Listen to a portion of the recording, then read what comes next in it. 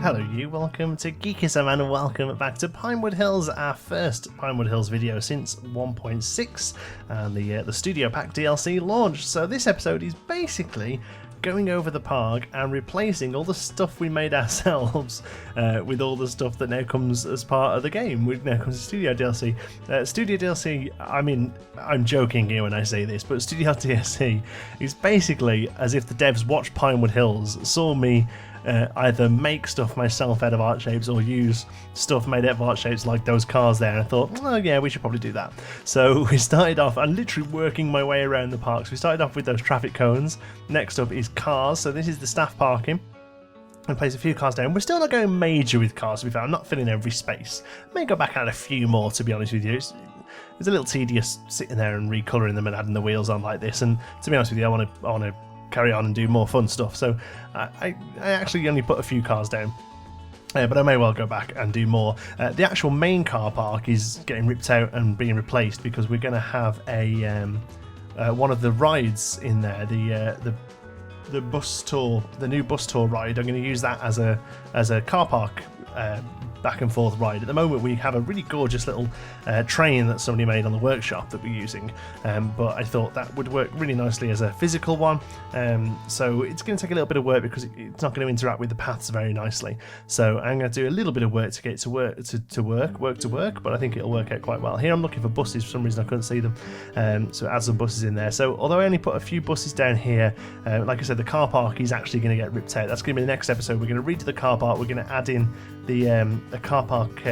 tram thing, and also we're going to start doing the reserved parking spaces that I keep going on about for our Patreon users. So yeah, that's next episode basically.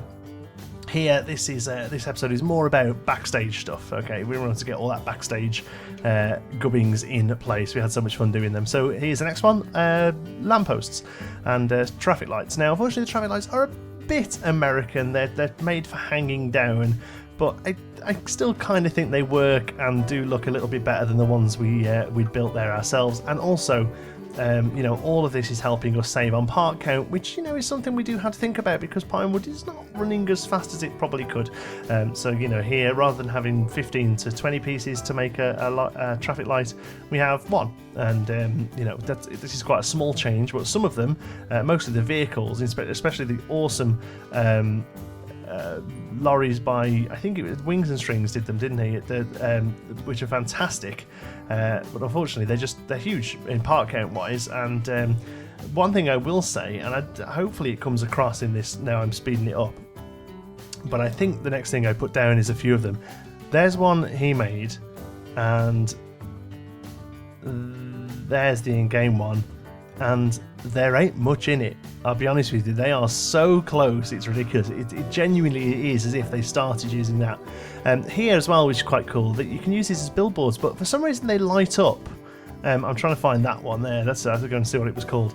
For some reason they light up, and it's not unheard of, I guess, but it seems a little strange that they light up. I have a feeling that might be not a bug, but just a slight chip. But look at those. Look, you can't tell which is which, really. I'm only really changing these out for park count pieces, to be honest. They look just as good, the ones that Wings did.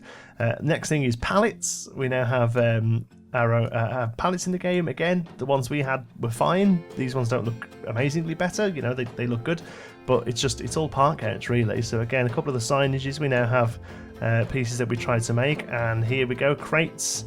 Instead of using 20 pieces. So basically this is the drop in the park count episode. Now I was aware that we had a new warehouse door that I was going to try and put in there, but I knew it was big. I forgot quite how big it was, so we ended up going back to the wooden one, and then we used some of these awesome boxes here that are going to be loaded off from the truck. And I'm trying my hardest to find the box trolley thing. I can't even remember what it ended up being called, but I was looking for trolley, I was looking for truck, I was looking for box, and eventually there it is. I forget what it's actually called, cart or something like that. A few more pallets. We actually do, there's a big pallet here. This is actually a stunt piece, so it explodes as people fall into it, but obviously you can set it to be stationary and fill the gap in the middle there where people are meant to fall through with a couple of the regular boxes, and you get a nice pallet's worth of stuff. Here we've got some of the bins. There's also this used dumpster. Again, it looks like somebody's fallen in it, but you can just turn that off. And again, it just kind of breaks up having those those blue ones that we've had in the game since launch, the blue large trash bins. Here we go, we get a different style of backing on the truck there, so we're just carrying over some of the fat or grease there, I don't know what it is. And again, we're just replacing some of the things that repeat a lot, like the and there we were using the Western crates and all sorts, and they just don't look good, so we've gone back and replaced some of those. There's a little bit of space there that wanted to cover up, so newspapers, why the hell not. Next up we move over to this section. That one's actually pretty good, to be fair. There's not too much there that I didn't want to keep, but so one thing I did do, we got a lot of space here, so I thought some shipping containers would work quite nicely. The red, white and blue, I didn't need to do that on purpose, it's just how it happened. And then we come over here to the awesome go-karts by Rebel Trillions, and just add a few more of these oil drums, and they're much nicer size as well, so they're really great to see. And then we're heading way over to the other side of the park again. Here I'm genuinely just having a little wander around here and seeing what I can do. And then in a live stream the other week, we built this chain link fence, or the closest that we could to a chain link fence. It's a bit bulky, and it didn't quite look as boring as I wanted it to. The Frontier gods have answered my prayers and given me the most dull piece in the game. This really boring chain link fence. I swear to God, I would have paid the DLC price. I would have paid £100 for this. If they said to me, listen, we've got a single piece, it's a chain link fence, and it's £100. I'd have threw money at the screen. I really was. It's ridiculous how much I've wanted one of these and for how long I've wanted it. And then when I actually come to it, I was like, oh, where do I put it? Well, I don't know now, but now I know I've got it, it's going to get used so much. But this is definitely one of the spaces I wanted to do it with, was around this coaster. So this little throughput from the original area into the 60s bit, I wanted to be so jank and so rubbish.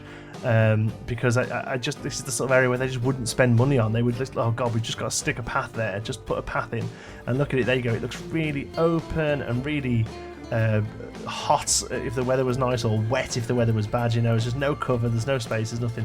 A few bits more then. I've still got to come back here and do a bit more work. There's no door or anything on the back of this cinema, but I thought some light boxes would work quite well here, because obviously the cinema would have lights and things like that. And again, just sort of filling out the trash areas with some of the trash bags and stuff. And then we have these awesome power generators, and we'll have a few of these in different spaces around the park, but I thought this would be a good spot for them. So here we go, we're using our awesome chain link fence again, my new favourite piece. And we place a couple of those in there. Like I said, there's going to be a few of these around all over the place, and then just little gaps here and just kind of filling in. Very much this game more and more becomes like City Skylines every day, like how you just get these random little bits that you put down and just different combinations of them.